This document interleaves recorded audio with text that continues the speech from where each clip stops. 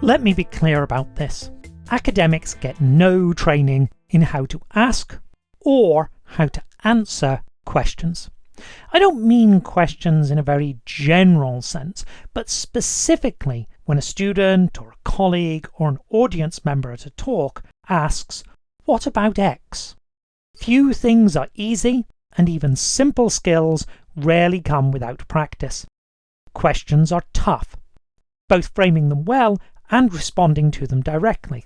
And like I say, no one in academia gets any training in this, so by and large, we are all bad at it. I know I am. I've had cases where I've asked a question which didn't really relate to what was being said or had already been answered in the talk, or cases where I've misunderstood a question that was asked to me, or provided an answer that was unintelligible, or worse, actively misleading. I am definitely bad at this. And so is almost everybody else I've ever encountered in academia. So universal is this problem that when I used to use this channel to host presentations from the British Museum, the Royal Numismatic Society and the Oriental Numismatic Society, I would deliberately cut question and answer section of each talk. I wouldn't broadcast it. I'm sure people enjoyed participating in those, but I've never heard one that I thought anybody else would benefit from listening to later. And I feel similarly about ResearchGate's questions feature. ResearchGate is one of the two big academic-themed social media sites, the other being Academia EDU. ResearchGate leans more towards the natural sciences in outlook, it's a little less overtly profit-orientated, and in theory it has some gatekeeping. At least when I signed up, which was admittedly a long time ago, you needed an institutional email address in order to do so. As I said, it has this feature called Questions, which allow you to write out essentially tweet-length requests and receive responses from other users. It's pretty awful for all sorts of reasons, including that it seems to be very bad at matching questions to people with the expertise to answer them. But it is also apparent very quickly how bad most users are at both asking and answering questions. And it is the latter of those, answering questions, that I want to look at today. So I'm going to start with a question that was asked last year, and which reads, what would be the best text by Gramsci to use with students who have never read his work? Preferably, the text should be on hegemony and historical blocks. Okay, that's not badly framed as a question. We know what the person wants, a reading by Gramsci, covering two specific topics. Hegemony is this nebulous concept Gramsci had of forms of power that do not rest on direct coercion. Historical blocks is new to me, which probably indicates I shouldn't be the person answering this question, but I'm getting a whole video out of this exercise, so I'm going to plough on regardless. Which brings us to lesson 1 in answering questions. Don't try to answer questions you do not in fact have expertise in. Ignoring that, there are two answers already, and they are both bad. They are not egregiously the worst answers ever given to a question, they're just bad in a fairly generic way. Both recommend something called the prison notebooks, and both entirely ignore the context of the original question. The prison notebooks are the most famous work associated with Gramsci. They were handwritten in 33 volumes after his arrest in 1928 by the fascist regime in Italy. My English selection from the notebooks runs to over 400 pages. Even within that edited selection, they are often disjointed notes, and not a coherent body of work. And the initial question made quite clear the questioner is asking for a good introduction for students. A 400-page book is not a good reading for any student. Though it would in this context be useful to know what the level of the student was. You can set a generic reading, but you would be inclined to set slightly different things for a postgrad than a first-year undergraduate. I'm not going to ask the questioner what level they're aiming at, so I'm also going to be ignoring my second lesson, which is listen to the question.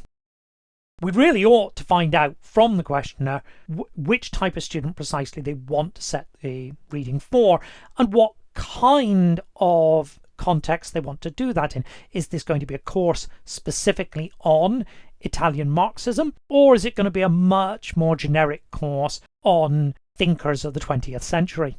Anyway, I turned to my copy of the prison notebooks and its index to look up the terms hegemony and historical bloc. The first term I feel reasonably comfortable with, as it is one of the terms the subaltern studies group picked up from Gramsci in the 70s. I've done a few videos about the subaltern studies group, but according to YouTube analytics, none of you have ever listened to them. So for context, subaltern studies was a series of occasional papers by a group concerned with modern Indian history, and particularly the topic of peasant insurrection. Perhaps the most historiographically important group that's operated in South Asian studies in the last 100 years. Using the index and reading through my copy of the notebooks was not very informative on what the term historical bloc actually meant, so I did a quick JSTOR search and found a few articles discussing the term. That helped a little, but still not a lot. Which brings me to a question of my own. Why is Gramsci so obtuse? It is important to understand that no one reads Gramsci directly. I'm reading a translation, which itself edits and reorders an Italian publication, which in its turn edits and selects from the nearly 3,000 handwritten pages. There is obviously a big gap between us and the original text. And even the original text is obtuse. Some parts are just isolated notes. There are multiple drafts of the same piece contained within it. Gramsci was writing under extreme stress. He died of illness in prison in 1935, and often it feels like he's writing for himself rather than a particular audience. And in addition, it seems he was operating under a fear of censorship. Frequently, the prison notebooks employ a sort of synonym code. They substitute an obscure word to represent a more well-known term in Marxism. The most famous example of that is the way he uses the term philosophy of praxis for the work of Marx. As I discussed in my episode on Spivak, this sort of thing can be a feature rather than a bug. The obtuseness lets a reader, especially a politically active one, impose their own understanding and effectively cherry-pick out what they want to hear. Subaltern is a good example of that. Ranjit Guha developed it into a genuinely useful historical concept for silenced historical actors. But Gramsci probably just intended it as a synonym for worker or proletariat. All of this creates problems in finding an appropriate reading. Sometimes Gramsci uses an obscure term as a synonym. Sometimes they develop original ideas around that term. And sometimes the term is just used in its everyday sense.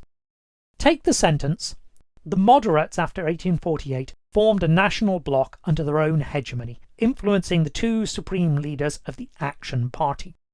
Here, bloc and hegemony both appear, but in their entirely normal English senses, as group and control. And I'm assuming that's an accurate translation of the Italian, which brings me to lesson 3. Don't mansplain. And yes, I'm going to be ignoring this one. I am sure the questioner knows this. They probably know more about Gramsci than I do. After all, they are clearly planning to teach a class on it. And there is no point in an answer explaining something the questioner already understands. So I tried to temper my mansplaining a bit by starting my answer. I also find it difficult to suggest a reading. Gramsci's prison notebooks are a complex collection, nearly 3,000 pages of handwritten notes, often with multiple drafts and without any clear structure or plan. Gramsci sometimes employs terms for specific technical purposes and sometimes simply as synonyms for more widely used terms, and sometimes simply in their everyday sense.